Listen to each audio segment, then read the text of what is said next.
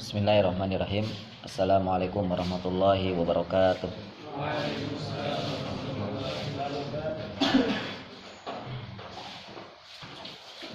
Innal hamdalillah nahmaduhu wa nasta'inuhu wa nastaghfiruh wa na'udzu billahi min syururi anfusina wa sayyiati a'malina. May yahdihillahu fala mudilla lahu wa may yudlil falan tajida lahu waliyyan mursyida. Asyhadu an la ilaha illallah wa la syarika lah wa asyhadu anna Muhammadan abduhu wa rasuluhu alladzi la nabiyya wa la rasula ba'dah.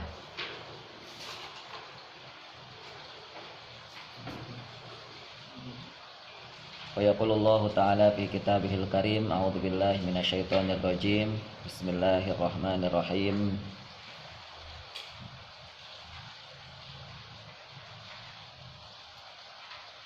Wa idh ta'adzana rabbukum la in syakartum la azidannakum wa la in kafartum inna adabi lasyadid.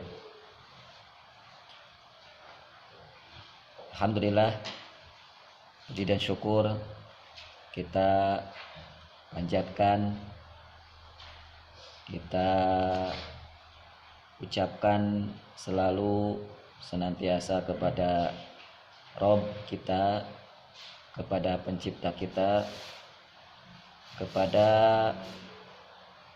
Allah yang senantiasa memberikan kasih sayang kepada kita, dengan bukti bahwa kita selalu diperhatikan oleh Allah. Orang yang memiliki kasih dan memiliki sayang, yang akan dilakukan pastinya adalah memperhatikan. Pastinya adalah memperhatikan. Orang yang membenci, orang yang tidak sukai, maka tidak akan mungkin memperhatikan. Salah satu bukti Allah memperhatikan kita, adalah di mana Allah Subhanahu wa taala melihat kita dan selalu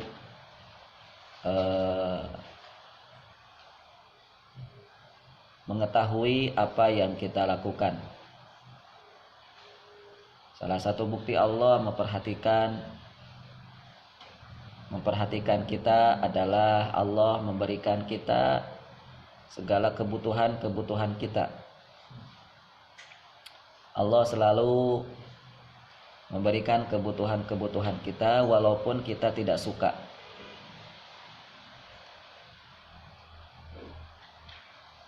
Allah memberikan kita ilmu. Allah memberikan kita Quran. Dan itu adalah kebutuhan kita. Namun sayangnya kita tidak suka. Namun sayangnya banyak di antara kita yang tidak suka dengan Quran, yang tidak suka dengan ilmu.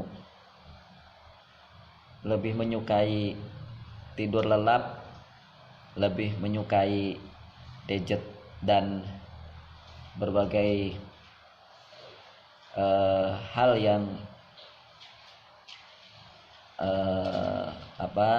yang tidak selurus dan sejalan dengan Al-Quranul Karim diturunkan. Dan itu kita sadari, dan itu baik kita sadari ataupun tidak kita sadari, bahwa muslimin dan terutama kita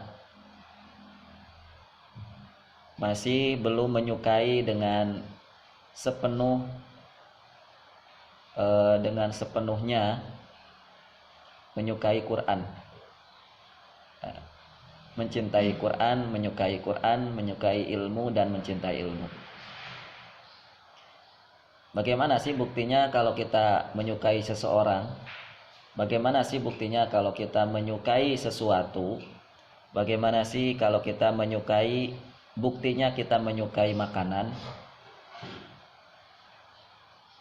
Mungkinkah kita rela direbut orang makanan yang kita sukai? Jawabannya tidak mungkin. Begitulah Quran, seharusnya kita tidak rela Al-Quran ini direbut oleh rasa ngantuk. Karena ketika kita ngantuk itu seolah-olah kita sedang direbut. Sebagaimana yang dikatakan oleh Al-Imam Nawawi rahimahullah ta'ala, ketika beliau ngantuk tidur, maka itu seakan-akan seperti beliau ini dicuri, seperti ada pencuri yang mencuri barang berharga miliknya Imam Nawawi. Begitulah kita seharusnya ketika kita lepas begitu saja hal-hal yang kita sukai, hal-hal yang kita cintai. Jadi mudah membuktikannya. Kita ini sebenarnya cinta nggak sih dengan Quran? Jadi kita ini mudah membuktikannya. Kita ini jujur nggak sih menyukai, mencintai Quran, menyukai dan mencintai ilmu? Buktinya apa? Buktinya kalau saat kita membaca Quran lalu kita ngantuk, maka rasakanlah kira-kira sama apa tidak ketika kita ngantuk saat membaca Quran, ketika kita ngantuk saat belajar, atau ketika kita kehilangan kesempatan untuk membaca Quran, kehilangan kesempatan walaupun satu hari untuk menuntut ilmu, dengan alasan apapun, dengan gara-gara apapun, dengan sebab apapun, entah itu karena ngantuk, entah itu karena ada tamu dan ada tamu yang datang, entah itu karena apapun itu, akhirnya kita nggak jadi baca Quran, akhirnya kita nggak jadi menuntut ilmu. Kira-kira ketika kita nggak jadi menuntut ilmu, nggak jadi membaca Quran, samakah kita seolah-olah seperti kita ini dicuri oleh orang lain barang berharga, sesuatu yang kita rasakan yang itu adalah barang yang berharga.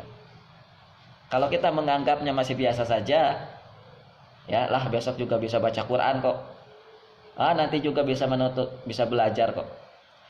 Nah, kalau begitu maka ya kita masih harus terus mengelus dada kita, ya mengelus terus dada kita ini, karena kita belum betul-betul merasakan cinta dengan Quran. Kita masih menganggap biasa saja kalau sedang membaca Quran. Kita masih menganggap biasa saja kalau kita sedang menuntut ilmu. Padahal ikhwati iman rahimani wa rahimakumullah, Al-Quran ini adalah maidatullah. Al-Quran itu adalah hidangan dari Allah untuk kita manusia. Dan itulah bukti kita dicintai Allah. Itulah bukti kita bahwa kita sedang diperhatikan Allah. Namun ya terserah manusia, karena manusia punya akal. Manusia mau nggak mengambil Quran? Manusia mau nggak menjadikan Quran sebagai sahabat karibnya? Baik, gitu ya. Maka kita bersyukur kepada Allah karena Allah masih terus memperhatikan kita. Karena kalau sudah tidak diperhatikan, bukti yang jelas adalah Allah akan angkat kembali Quran ini dari alam semesta ini. Dan itu akan terjadi nanti di akhir zaman, di mana Allah sudah tidak peduli lagi dengan manusia, di mana Allah sudah tidak peduli lagi dengan penghuni bumi. Maka Allah angkat kembali kalam ilahinya, karena Allah akan angkat kembali Qurannya. Ya sudah, setelah itu apa yang terjadi? Kiamat kubro akan datang. Baik, ikhwati iman rahimani wa rahimakumullah. Pembahasan yang akan kita sampaikan pada pagi hari ini, kami ingin mengulang kembali kalau memang ini ilmu sudah disampaikan, yaitu tentang pentingnya adab. Jadi sebelum melanjutkan biografi tentang Sohibul Kitab At-Tibyan fi Adabi Hamalatil Quran, sebelumnya kami sangat berkepentingan untuk menyampaikan ilmu penting kepada antum dan kita semuanya tentang apa sih kita ini, kenapa sih kita ini harus belajar adab, apa kepentingannya, ya, apa kepentingannya kita belajar adab. Baik, kita dan termasuk masyarakat muslim hari ini sudah sekian lama dan sudah sekian tahun demi tahun mungkin belajar ilmu, ya, sudah sekian lama mengikuti daras, mengikuti pelajaran, mengikuti kajian dan mengikuti ilmu. Mencari ilmu sudah begitu seringnya, ya, sudah begitu seringnya. Namun yang menjadi pertanyaan adalah sudah sejauh manakah ilmu yang kita cari itu berbuah dan menghasilkan manfaat. Apa hasil dari ilmu yang terus menerus dan selalu kita kejar dan kita cari itu, apa buahnya? Dari mulai kita belajar ilmu di tingkat dasar, ya, belajar di SD, belajar di SMP, belajar di SMA, sampai belajar di perguruan tinggi S1, S2, S3-nya. Lalu tidak cukup itu, kita pun belajar di pesantren, ya, belajar di pesantren, mengikuti berbagai pengajian, berbagai kajian-kajian ilmu. Kalau hari ini ramai-ramainya online, maka tentunya banyak muslimin yang mengikuti kajian via online. Kalau dulu, ya, mungkin sangat sedikit mengikuti kajian ataupun menuntut ilmu via online.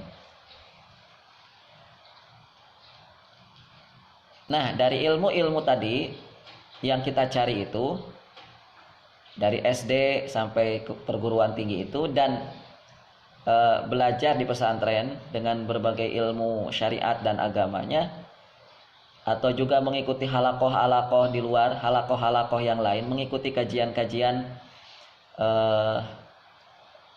yang itu, ya, kalau boleh dibilang hari ini adalah mungkin kajian tidak formal, ya, kajian tidak formal, entah itu di masjid-masjid, entah itu di rumah-rumah, entah itu di mana lagi, di mana-mana begitu, di lapangan bahkan, ya, sampai di lapangan, ya, sampai di stadion, sampai dimanapun itu. Nah, itu semua ilmu yang kita cari, semua ilmu yang kita kejar itu apa hasilnya? Apa hasil dari semua ilmu yang sudah kita cari itu? Karena perlu kita tahu bersama bahwa ilmu itu ada pengaruh. Bahwa ilmu yang kita cari, ilmu yang kita tuntut itu ada pengaruh, memiliki pengaruh.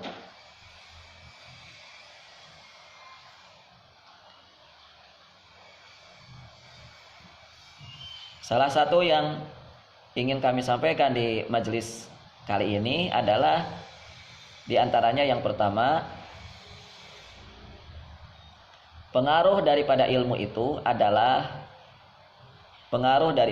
itu yang pertama adalah menambah ma'rifatullah.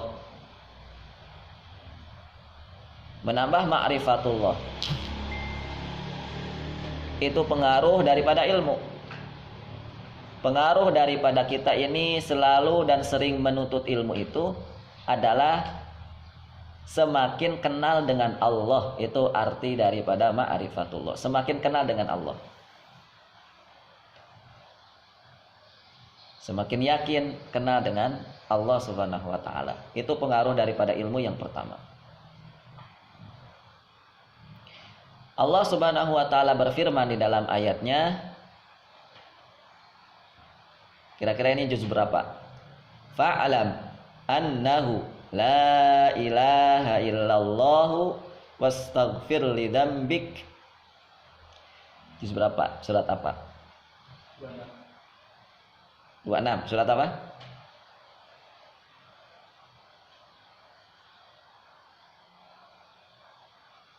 Fa'alam annahu la ilaha illallah wastaghfir lidzambika walil mu'minina wal mu'minat wallahu ya'lamu mutaqallabakum. Surat Aywa, Mumtaz.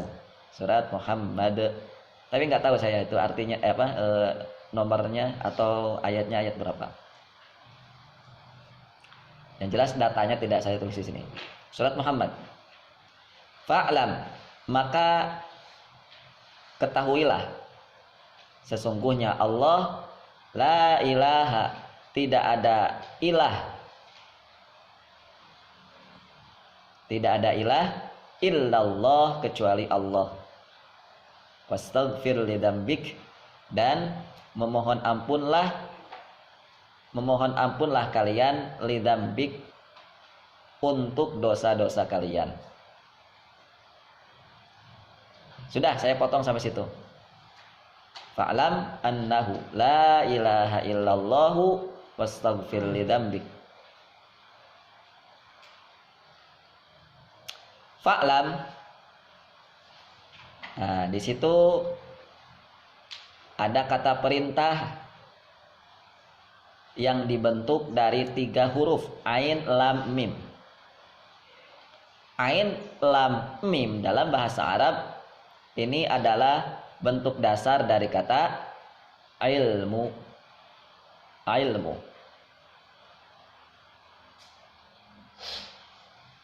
Oke.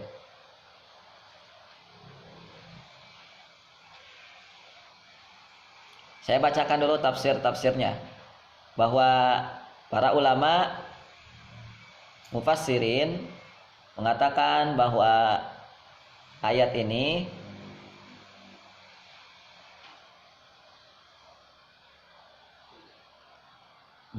dijadikan sebagai hujjah, wahtujja bihada ala qauli man qala. Jadi ada para ulama menjadikan ayat ini sebagai hujjah, sebagai dalil, sebagai bukti tentang apa? Awwalul wajibat al-ilm.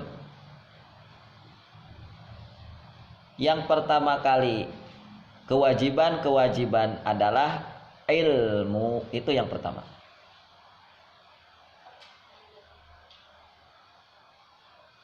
Yang pertama kali yang wajib gitu ya, untuk dilakukan oleh setiap manusia adalah al-ilmu. Maka kan tidak salah dulu kami sampaikan tentang apa? Pelajaran dari surat Al-Alaq. Ayat yang pertama itu menyuruh dan meminta kita tentang perintah membaca. Iqra bismi rabbikal ladzi khalaq. Mengapa surat ini dijadikan surat pertama kali yang diturunkan Allah kepada nabinya? Karena ini, bahwa kepentingan, kewajiban yang harus dilakukan oleh manusia pertama kali adalah al-ilmu.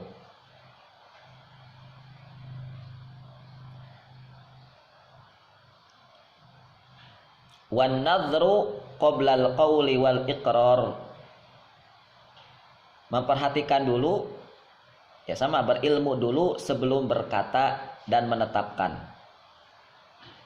Sebelum berbuat dan bersikap, maka yang pertama kali adalah berilmu. Memperhatikan, mencermati, meriset.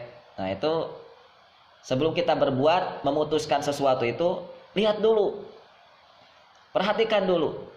Itu arti daripada an-nazar. Jadi berilmu itu di antara buktinya adalah dengan kita memperhatikan. Sebelum kita berkata di sini mungkin di antaranya adalah memutuskan. Memutuskan itu kan dengan kata-kata. Aku putuskan bahwa tahun ini tidak ada haji. Nah, sebelum memutuskan itu, seharusnya yang wajib, yang harus dilakukan adalah berilmu dulu, memperhatikan. Perhatikan segala hal, kondisi di tanah haram, kondisi di Indonesia, ya, kondisi penerbangan, kondisi semuanya itu diperhatikan. Baru muncul keputusan. Nah, itu keputusan itu tentu wajib dan harus diawali dengan meriset, ya, mencermati, dan itu adalah kategori ilmu. Memutuskan tentang apa, misalnya saya putuskan tahun ini mau kuliah di ITB, mau kuliah di UI. Nah, sebelum memutuskan itu maka wajib untuk mengenal dulu kenapa kuliah di situ, ada apa dengan kampus itu, diriset dulu. Ya, bagaimana keadaan murid-murid atau bagaimana keadaan guru-gurunya, termasuk yang paling penting adalah bagaimana hasil pendidikan yang ada di fakultas atau yang ada di perguruan tinggi tadi. Apa hasil lulusan? Apa hasil lulusan mahasiswa-mahasiswa yang kuliah di UI itu? Hasilnya mana hasilnya? Di riset. Termasuk dari penelitian yang harus dilakukan sebelum kita memutuskan sesuatu.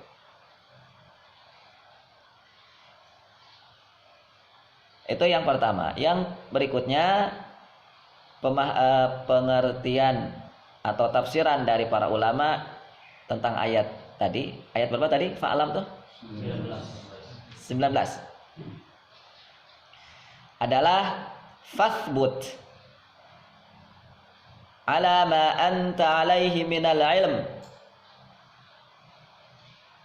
Ini penafsiran ulama bahwa arti daripada fa'lam adalah fathbut, maka berpegang teguhlah ala ma anta alaihi minal ilm.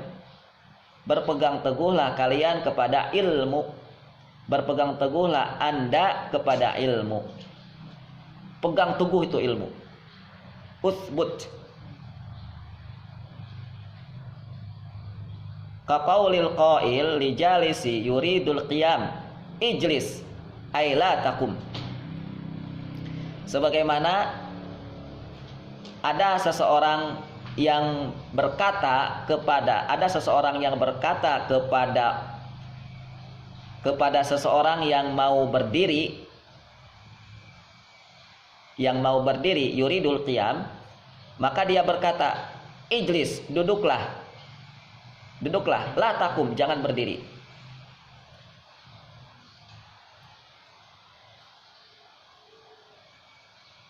Artinya bahwa orang yang tadi duduk kemudian mau berdiri itu diminta untuk terus duduk, nggak boleh berdiri. Nah, itu maksud daripada uthbut. Duduk kalian di tempat ilmu itu. Jangan sampai keluar dari ilmu. Itu maksud daripada fasbut. Duduk kalian di meja ini atau duduk kalian di bangku ini, di kursi ini, duduk. Jangan tinggalkan kursi ini. Jangan tinggalkan kursi ini. Fasbut la takum. Ijlis la takum. Duduk. Duduk. Maka kalau kalian meninggalkan ini kursi, maka kalian akan celaka.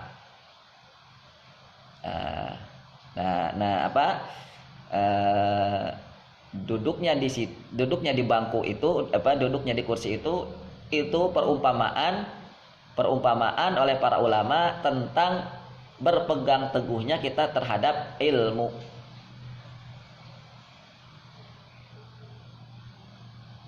Jadi kalau menuntut ilmu itu, teman-teman, belajar ilmu itu, yang namanya ilmu itu, ketika kita sudah belajar, maka ya kita harus pegang. Nggak boleh lepas begitu saja. Nggak boleh lepas begitu saja. Saat kita belajar apalah gitu ya, belajar ilmu apa itu. Nah, itu Allah inginkan ilmu itu kalian pegang. Kalian pegang tuh ilmu. Jangan sampai lepas. Makanya kenapa ada qalam? Wal qalami wama yasturun. Iqra bismi rabbikal ladzi khalaq, khalaqal insana min 'alaq. Iqra wa rabbukal akram alladzi 'allama bil qalam. Dialah Allah yang telah mengajari kalian melalui perantara al-qalam. Al-qalam bahasa Arab, dari orang Arab biasa mengatakan pena. Alat untuk menulis itu adalah qalam. Alat untuk menulis ilmu itu adalah qalam. Inilah pentingnya kita agar ilmu itu dipegang, jangan sampai lepas. Ya, jadi ilmu itu nggak boleh dilepas. Duduk di majelis apa, duduk di majelis ilmu apa, lalu selesai majelis ilmu lepas ilmunya, nggak gitu menuntut ilmu tuh. Maka seharusnya teman-teman, ketika menuntut ilmu itu, selesai belajar, selesai menuntut ilmu, kalau ditanya pasti bisa jawab. Kenapa? Karena ilmunya dipegang, nggak lepas gitu, bisa jawab. Jadi hakikat menuntut ilmu itu, teman-teman, di dalam surat Muhammad ayat ke-19 ini adalah hakikat ilmu itu tadi. Nah, ini kan kita belajar ilmu pendidikan lagi di sini ya. Hakikat ilmu itu bahwa ilmu itu nggak boleh dibiarkan begitu saja. Ilmu itu harus dipegang kuat. Harus dipegang kuat. Buktinya apa? Buktinya kalau kita selesai belajar itu, kalau ditanya orang pasti bisa jawab. Kalau kita sudah belajar, bahkan bertahun-tahun, ditanya ini, ditanya itu, nggak bisa jawab, maka pertanyaannya adalah why? Kenapa? Kenapa? Maka berarti perangkat-perangkat menuntut ilmunya,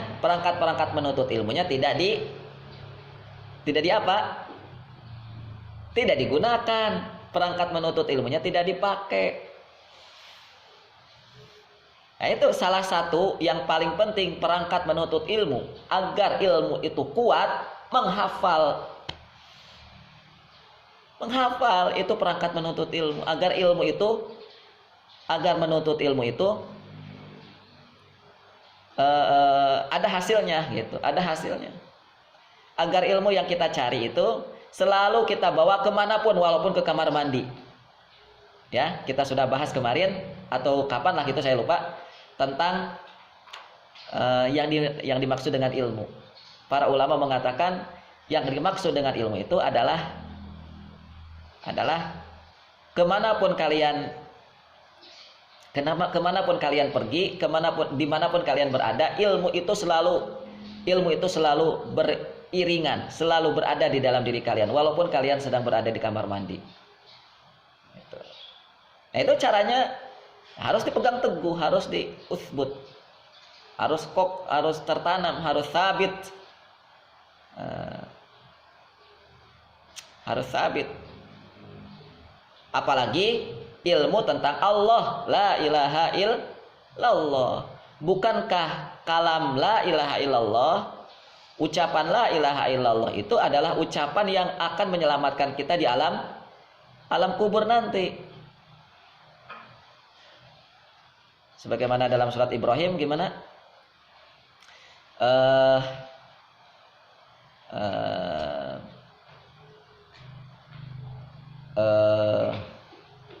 Daraballahu mathalan kalimatan thayyibatan kasyajaratin thayyibah asluha thabit wa far'uha fis sama. Jadi perumpamaan tentang daraballahu mathalan daraballahu mathalan kalimah thayyibah itu. Kalimah thayyibah di sini adalah la ilaha illallah, diumpamakan dengan syajarah thayyibah, diumpamakan dengan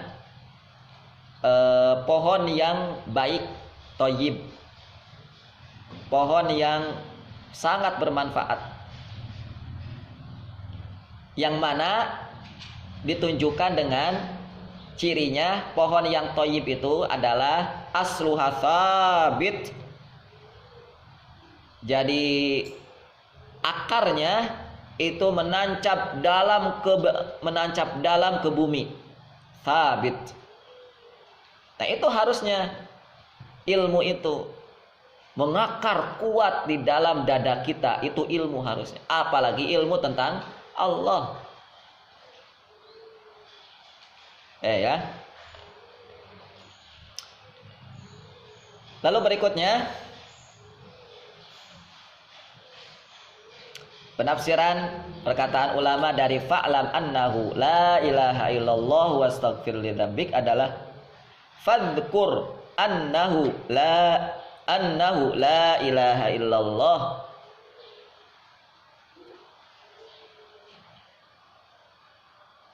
Fadhkur di sini maksud daripada fa'lam adalah fadhkur.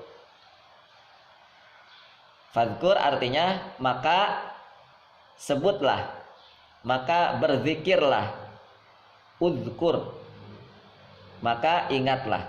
Annahu sesungguhnya Allah la ilaha illallah, tidak ada ilah, tidak ada yang patut disembah illallah kecuali Allah. Fa'abbara 'anil dzikri bil ilmi. Jadi mengibaratkan atau mengilustrasikan zikir itu dengan ilmu.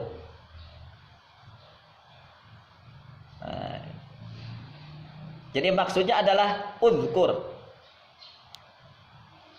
Maksud daripada ilmu itu, maksud daripada ilmu itu adalah zikir.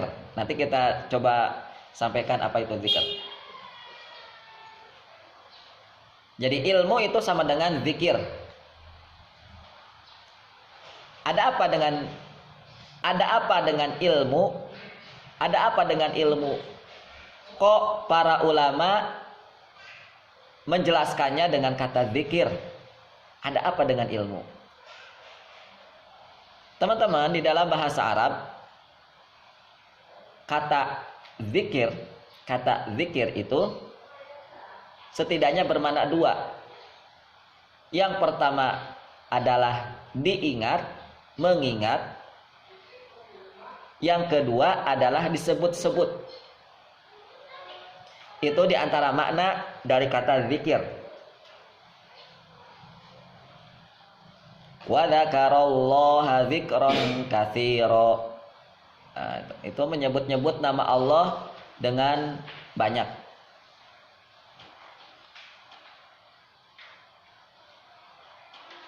Itu makna daripada kata zikir. Jadi mengapa kata ilmu dimaknai zikir? Mengapa kata ilmu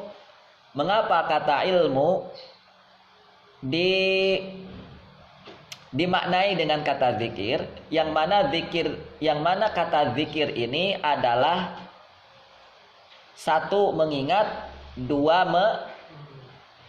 menyebut-nyebut.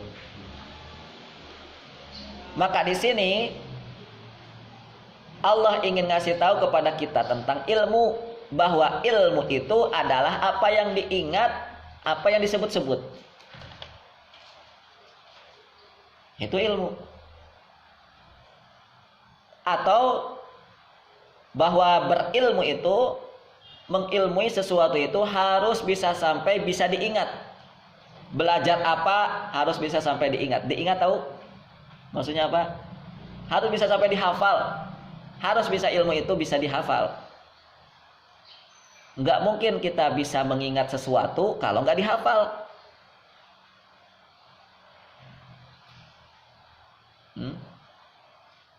Mas, kamu ingat nggak kemarin aku taruh pulpen di mana?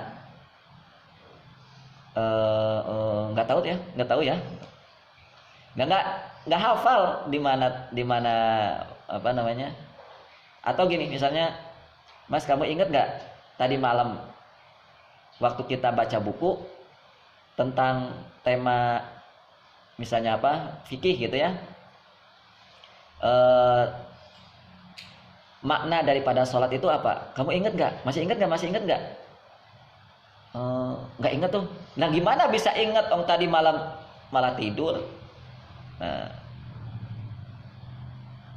jadi mengingat itu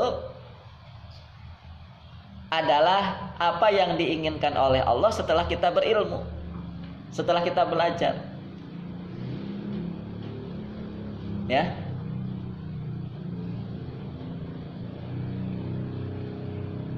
Belajar ilmu apa bisa diingat. Belajar ilmu apa bisa dihafal. Ada di dalam ingatan kita. Dan termasuk dan apa namanya, tentu sesuatu yang diingat pasti akan mudah disebut-sebut, ya kan? Tentu sesuatu yang diingat pasti akan bisa disebut-sebut. Nggak mungkin sesuatu yang disebut nggak bisa nggak dihafal. Pastilah sesuatu yang disebut-sebut itu adalah sesuatu yang diingat. Ayo baca la ilaha illallah. Baca coba, sebut kalimat tauhid atau kalimat kalimat tauhid atau bukan kalimat tauhid, misalnya kalimat syahadat, coba sebut. Asyhadu. Enggak hafal. Kenapa nggak bisa disebut? Karena nggak hafal. Ya. Sebutkan ayat, sebutkan ayat yang kelima surat Al-Baqarah. Sebutkan.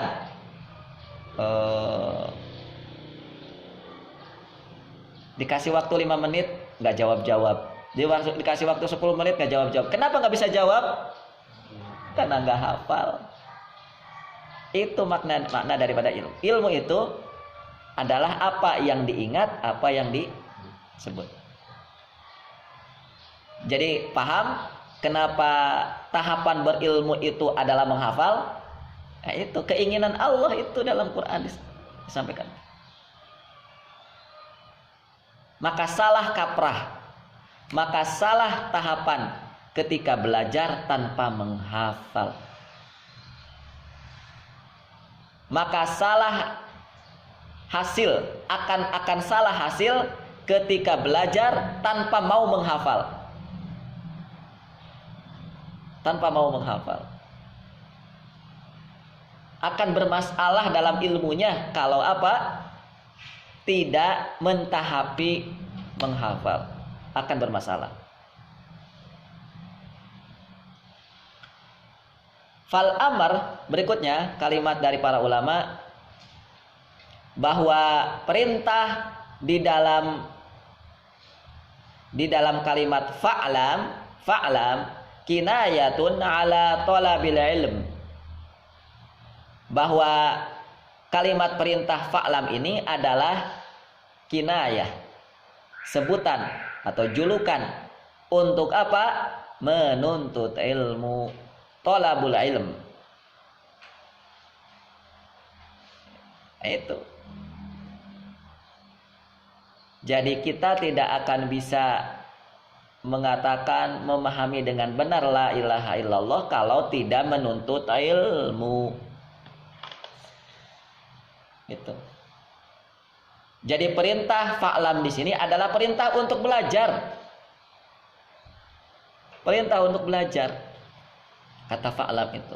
Nah, karena nggak mungkin kita bisa mengingat, nggak mungkin bisa kita tahu, karena fa'lam itu kan di situ terjemahnya apa? Hah? Ketahuilah. Bisa nggak kita mengetahui sesuatu tanpa belajar? Nggak bisa. Ngapain juga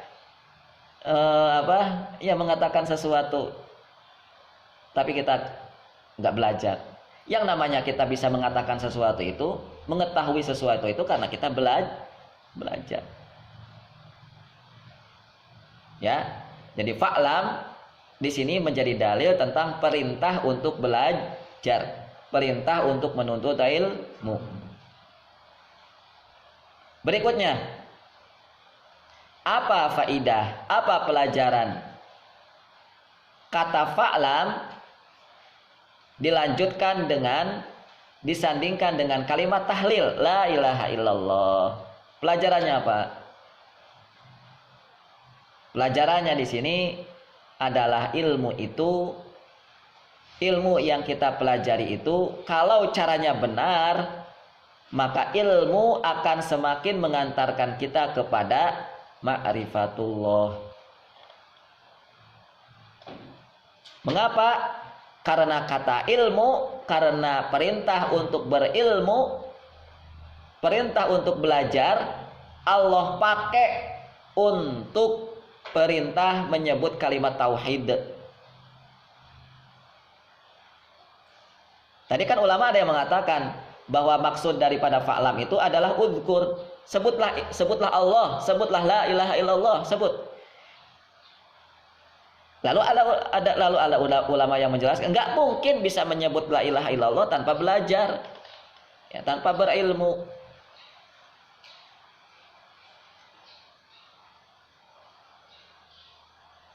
Mengapa kalau begitu umpamanya kata fa'lam ini tidak Allah ganti saja dengan kata fadhkur?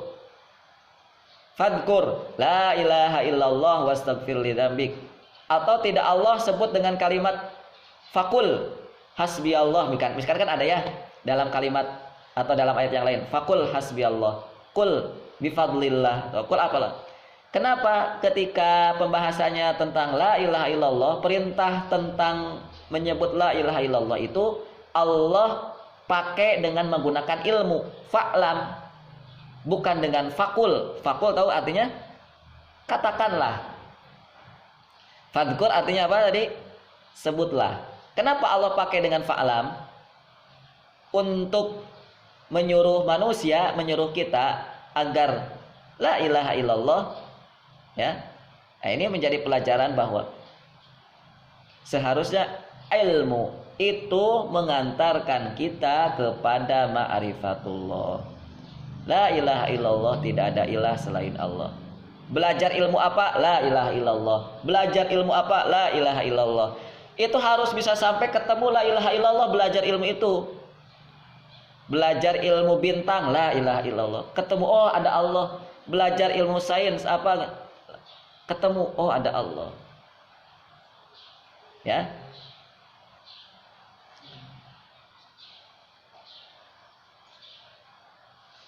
Berikutnya, yang kedua, tentang pengaruh ilmu, bahwa Allah ingin bahwa belajar itu berpengaruh kepada kepada rasa bahwa ketika kita belajar itu, ketika kita semakin sering belajar, maka kita akan semakin lebih gembira, lebih senang, dan lebih cukup dari semua dunia dan seisinya. Gitu. Semakin kita belajar, semakin kita berilmu, maka semakin dunia ini tidak ada harganya bagi kita. Nah ini makanya kok aneh. Semakin belajar ilmu, semakin tinggi, semakin semakin banyak gelar, semakin banyak gelar, misalnya SS apa gitu. Tapi kok semakin cinta dunia? Ya, unik. Tapi nggak unik juga sih kalau model pendidikannya kayak sekarang. Itu kalau dalam ilmu Islam, kalau dalam pemahaman Islam, ya itu aneh. Kalau model hari ini mungkin agak aneh lah. Itu semakin banyak gelar, semakin banyak ilmu, semakin sering menuntut ilmu, kok bisa lebih cinta dunia gitu. Bisa lebih cinta uang, lebih cinta fata morgana dunia ini daripada apa? Daripada apa yang akan nanti kami sebutkan di dalam ayat Al-Quran. Jadi seharusnya teman-teman, ketika kita belajar ilmu itu, semakin sering menuntut ilmu itu, sekian lama kita menuntut ilmu itu, harus semakin gembira, harus ada dalam dada kita, dalam hati kita itu ini lebih gembira, lebih senang, lebih cukup dengan dari semua dunia dan seisinya. Lebih senang kepada apa? Lebih gembira kepada apa? Allah mengatakan, "Qul bifadlillahi wa birahmatihi fabidzalika falyafrahu huwa khairum mimma yajma'un." Qul, katakanlah, bifadlillah, dengan fadl Allah, dengan karunia Allah, wa birahmatihi, dan dengan rahmat Allah, fabidzalika, maka untuk itulah, falyafrahu, kalian gembira, ifrah, kalian senang, falyafrahu khairun mimma yajma'un, ya, karena fadl Allah dan rahmat Allah itu khairun, lebih baik dari apa yang kalian kumpulkan, mimma yajma'un, apa yang kalian cari-cari, apa yang kalian kejar-kejar, yaitu dunia. Mimma yajma'un, dunia yang kalian kumpulkan itu, wahai manusia, dunia yang kalian cari itu, wahai manusia, dunia yang kalian pontang-panting, dunia yang kalian kejar-kejar itu lebih tidak ada harganya, ya, daripada fadl Allah dan rahmat Allah. Fadl Allah dan rahmat Allah lebih berharga, lebih mulia, khairun, lebih baik dari dunia dan seisinya. Jadi ketika seseorang yang mencari sesuatu, ketika dia mencari sesuatu dari sumber dan asal yang suci, dari sumber dan asal yang murni, yaitu Al-Quranul Karim,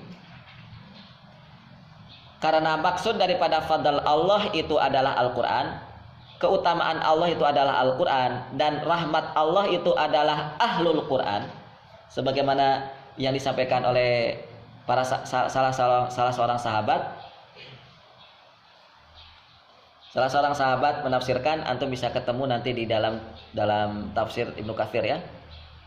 Cari saja tafsir tentang fadl Allah dan rahmat Allah. Intinya adalah Quran, adalah Al-Quranul Karim. Sehingga ketika kita belajar ilmu, ya, mempelajari ilmu yang sumbernya jelas, yang sumbernya murni, yang sumbernya suci, yaitu Quran, maka yang akan terjadi adalah kepada si penuntut ilmu adalah dia akan merasa lebih gembira, akan merasa atau mencapai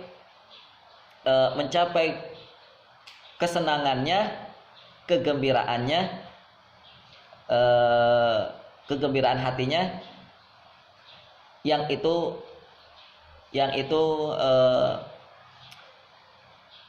tidak didapatkan. Nah, yang itu tidak didapatkan ketika mencari dunia, ketika mencari yang itu berasal dari dunia ini. Ya, qul bi fadlillah wa bi rahmatihi fabidzalika falyafrahu huwa khairum mimma yajma'un. Oleh karena itu, mengapa ilmu yang harus kita cari itu dalam konsep Islam harus berawal dari ilmu Quran. Harus dari ilmu Quran dulu. Wa yu'allimuhumul kitaba wal hikmah. Jadi setelah beres membaca Quran, setelah beres tazkiyatun nafas itu, maka yang kita cari itu adalah wa yu'allimuhumul kitab.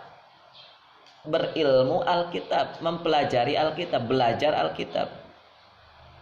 Yang harus pertama kali, ya, agar apa?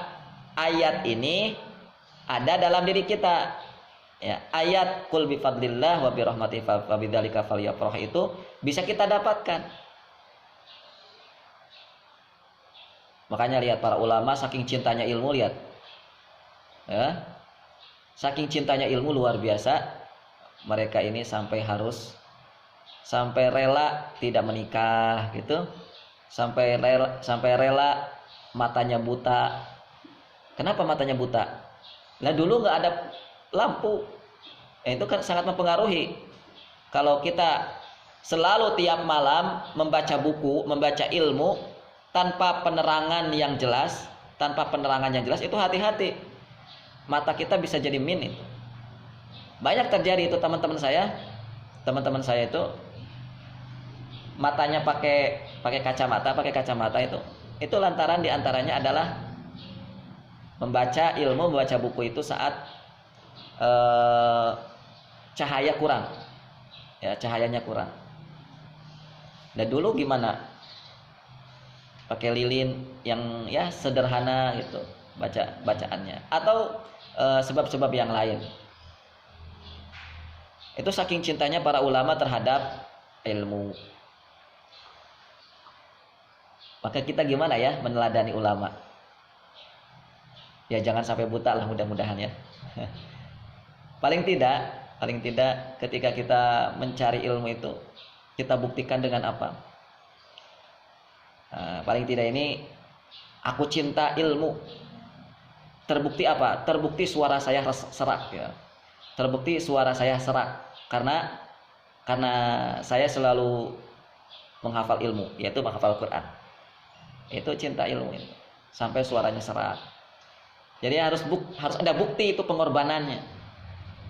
Harus ada bukti sampai ke titik di mana ada pengorbanan yang kita lakukan karena kita cinta dengan ilmu. Ya, kalau kita lihat biografi para ulama, itu yang paling sering kita temukan para ulama itu miskin-miskin.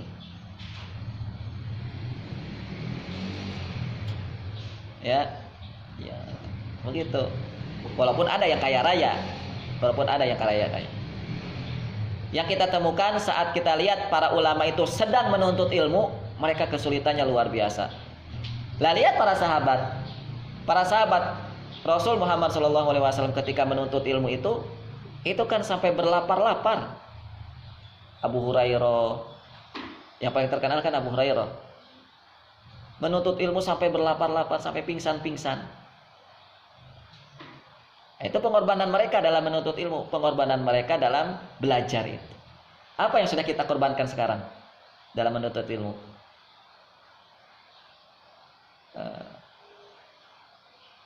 Sulit ya, sulit. Jangankan mengorbankan mata, jangankan mengorbankan suara, mengorbankan harta cuma 50.000 rupiah saja sulitnya kita luar biasa. Mengorbankan harta untuk membeli apa demi ilmu kitanya luar biasa sulitnya. Baik. Maka kalau ingin ilmu itu kita dapatkan dengan sempurna, maka harus ada pengorbanan. Terakhir, tentang pengaruh daripada ilmu. Allah sampaikan di dalam surat Maryam. Allah sampaikan, wa ja'alani mubarakan aynama kunt wa awsani bis salati waz zakati ma dumtu hayya. Yang berikutnya tentang pengaruh daripada ilmu.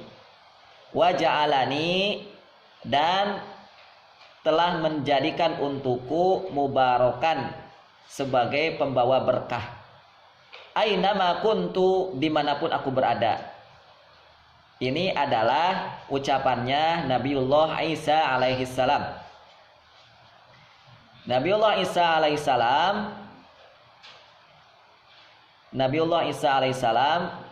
seorang nabi. Karena kita tahu bahwa puncak tertinggi sebuah ilmu adalah para nabi. Memangnya ada orang yang bisa mengalahkan ilmunya para nabi? Gak ada lah. Ilmunya para nabi itu adalah ilmu tertinggi. Maka lihat bagaimana sikap, bagaimana kondisi para nabi. Nah, itu dalilnya. Wa ja'alani mubarakan. Allah telah menjadikanku sebagai pembawa berkah. Dimanapun aku berada, maka akan selalu mengalir berkah dariku.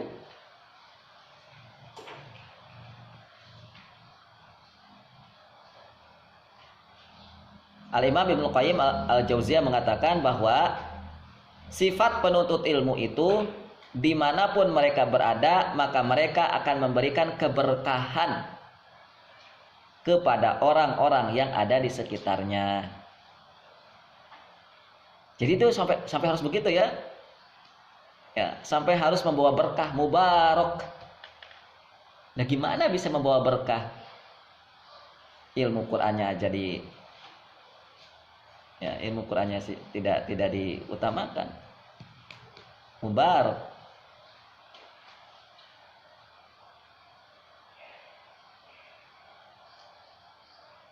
Nah, itu sudah terbukti lah hari ini ya teman-teman, tentang keberkahan kita sebagai seorang penuntut ilmu.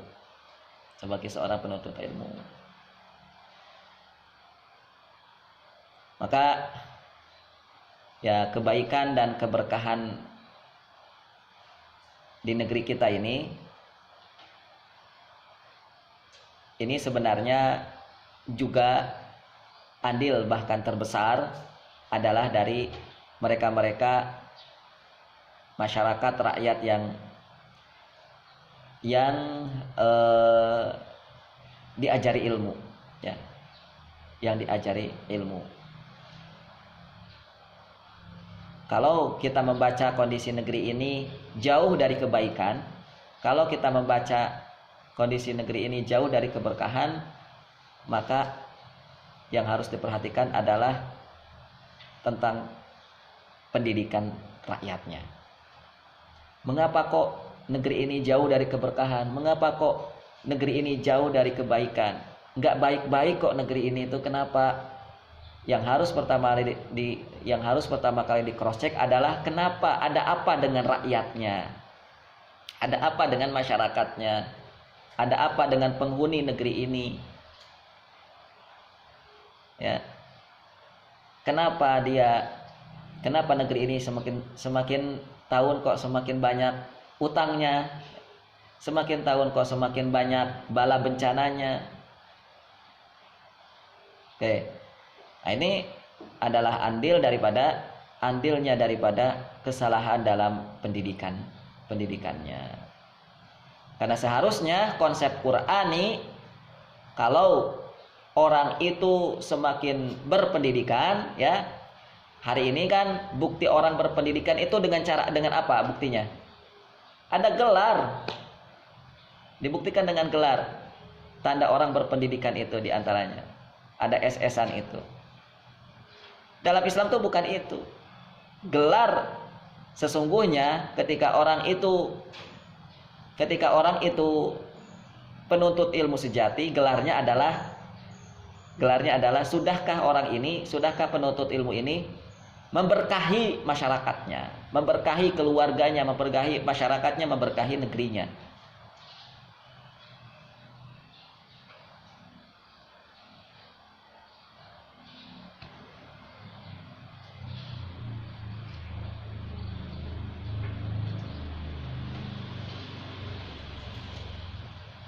Oke.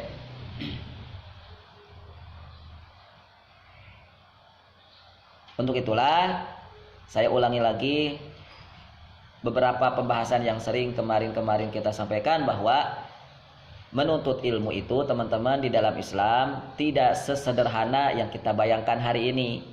Belajar itu tidak sesederhana apa yang kita bayangkan sekarang. Belajar itu bukan sekedar duduk mendengarkan, belajar itu bukan sekedar duduk menghafal. Ada serentetan bekal-bekal, ada hal-hal yang harus dimiliki oleh para penuntut ilmu sebelum dia belajar, sebelum dia menuntut ilmu.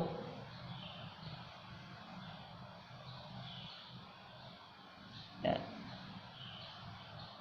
Sebelum dia berada di majelis ilmu itu ada serentetan persiapan yang harus disiapkan. Sebagaimana sabda Nabi, "Man salaka thariqan yaltamisu fihi ilman, sahhalallahu lahu thariqan ilal jannah." Barang siapa yang menempuh sebuah jalan, thariqan yaltamisu fihi ilman, untuk menuntut ilmu. Nah, salaka di sini, menempuh di sini bukan sekedar maksudnya adalah berjalan begitu saja. Man salaka, siapa yang berjalan jalan gitu ya, dari asrama ke pondok ini. Barang siapa yang berjalan dari tempat tinggalnya, dari rumahnya ke pesantrennya. Bukan sekedar itu, tetapi salaka di sini adalah dia berjalan dari rumahnya menuju ke majelis ilmu, lalu pulang lagi ke rumahnya,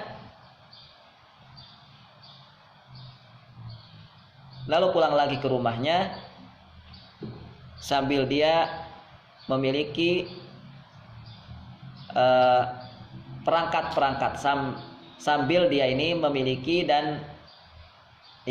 perangkat-perangkat dalam belajarnya, dalam menuntut ilmunya. Atau ketika seorang penuntut ilmu berangkat dari rumahnya ke majelis ilmu, lalu pulang lagi ke rumah, itu semuanya ada kebaikan. Ya, ada kebaikan. Semuanya adalah kebaikan. Semuanya bernilai kebaikan. Dari mulai apa? Dari mulai berangkat, lalu pulang lagi.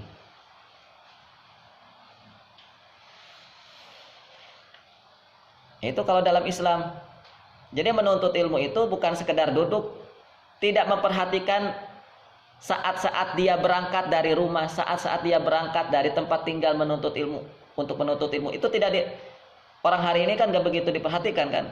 Tapi lihat dalam kacamata Islam. Tapi lihat dalam konsep Islam, apa yang seharusnya dilakukan oleh seorang penuntut ilmu saat akan berangkat menuju majelis ilmu. Ibunda Imam Malik mengajari kita. Nah, ya ditanamkan adab. Ta'allam ta'allam min adabihi. Belajarlah adab gurumu qabla ilmihi, sebelum belajar ilmu gurumu. Sebelum berangkat dikisahkan Imam Malik saat mau belajar itu dipakaikan sorban, dipakaikan persiapan, dipakaikan pokoknya seragam yang layak untuk belajar oleh sang bundanya. Begitu. Jadi ya itulah, nggak sekedar jalan-jalan begitu saja. Nah, tapi ada rentetan persiapan yang harus diperlukan, ya, yang harus dilakukan.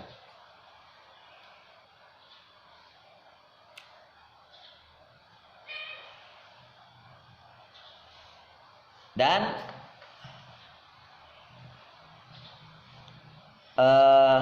di dalam menuntut ilmu itu bukti adanya persiapan sebelum belajar adalah adanya tahapan. Di dalam Islam itu bukti bahwa belajar itu bukan sebuah hal biasa, sesuatu yang biasa. Buktinya apa? Buktinya di dalam Islam itu sebelum belajar harus ada tahapannya dulu. Sebelum belajar ilmu. Dan ini sesuai dengan ajaran Islam, dan ini sesuai dengan nama Islam. Islam salah satu maknanya adalah sulam, atau salah satu yang seakar kata dengan kata Islam adalah sulam. Sulam artinya adalah tangga. Sulam artinya adalah tangga. Tangga yang antum lihat itu adalah sesuatu yang bertahap, bertingkat-tingkat kan? Itu namanya sulam. Itu namanya tangga. Tangga 1, tangga 2, tangga 3, tangga 4, tangga 5. Itu arti daripada kata sulam, yaitu tangga. Sulam seakar kata dengan kata Islam. Jadi dari kata Islam itu sendiri sudah mengajari kita sudah diajari bahwa belajar Islam itu harus bertahap, berilmu itu harus bertahap, sebagaimana kata sulam. Karena kalau orang itu tidak berjalan sesuai dengan tahapan tangga-tangganya, apa yang terjadi? Ya, sering saya sampaikan, itu nanti akan terjadi kesalahan dalam kakinya. Di kakinya itu akan terjadi kesalahan. Akan ada cacat di kakinya. Karena dia tidak berjalan sesuai dengan tangga. Tidak sesuai dengan tangga-tangganya. Harusnya berjalan itu dari tangga pertama dulu, dia malah langsung loncat ke tangga ke-10. Harusnya belajar itu menghafal dulu, dia loncat langsung memahami ilmu. Nah, apa yang akan terjadi? Yang terjadi apa? Ya, kondisi kita hari ini. Kondisi kita seperti yang kita rasakan sekarang. Lalu tidak cukup itu, bahwa di dalam Islam kita dikenalkan tentang proses turunnya wahyu, turunnya Al-Quran. Al-Quran itu turun dengan proses bertahap. Dimulai dari turun dari Lauhul Mahfuz, yaitu dari langit tertinggi, lalu diturunkan Allah ke langit dunia. Itu proses pertama. Loh, kenapa sih? Allah kan mudah saja ya menurunkan Quran. Tidak langsung aja dari Sidratul Muntaha, dari Lauhul Mahfuz langsung ke hati Rasulullah. Kok enggak gitu saja? Kenapa harus disimpan dulu di Sidrat? Kenapa harus disimpan dulu di langit dunia?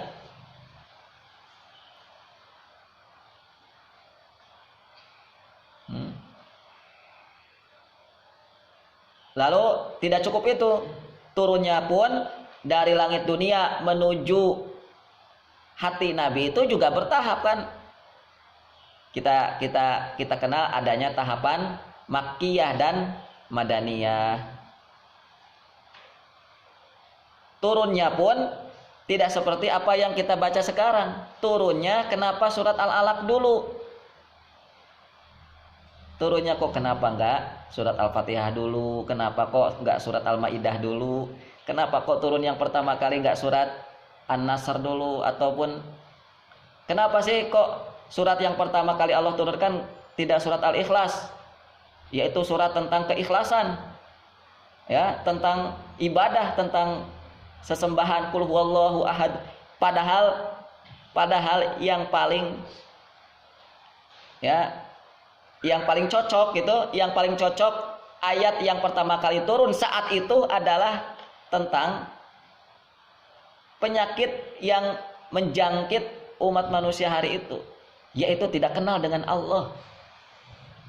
Sudah aja dikasihkan qul huwallahu ahad. Katakanlah wahai Muhammad, Allah itu satu. Allah itu esa. Lah, orang-orang musyrik berapa Tuhan yang mereka sembah? Banyak. Latang Zamanat, Hubal, Jangkawareng.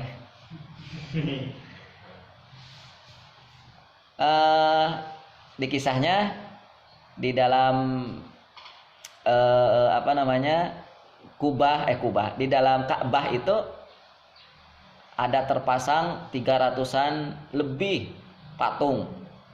300-an lebih patung. Ada yang mengatakan 360-an gitu. 300-an lebih lah. Belum lagi patung-patung itu orang-orang masyarakat Mekah menempatkan di pos-pos tertentu. Ya di rumah, ya di pasar, ya di padang pasir, ya di perbatasan wilayah-wilayah mereka. Ya mereka kan tiap suku punya wilayahnya masing-masing. Ya tiap suku itu punya perbatasan. Nah ditempatkan lagi. Ditempatkanlah patung-patung. Oh, udah berapa tuh patungnya? Nah itu dan sumber kesalahan dalam mengimani Allah itulah yang menjadi sumber kesalahan pada semua aspek kehidupan manusia saat itu. Nah, makanya kenapa kok tidak Allah turunkan saja yang pertama kali turun itu adalah qul huwallahu ahad. Wahai Muhammad, katakanlah selama ini yang kalian sembah wahai masyarakat Mekah itu salah kaprah. Selama ini yang harusnya kalian sembah itu adalah Tuhan yang itu satu, ahad.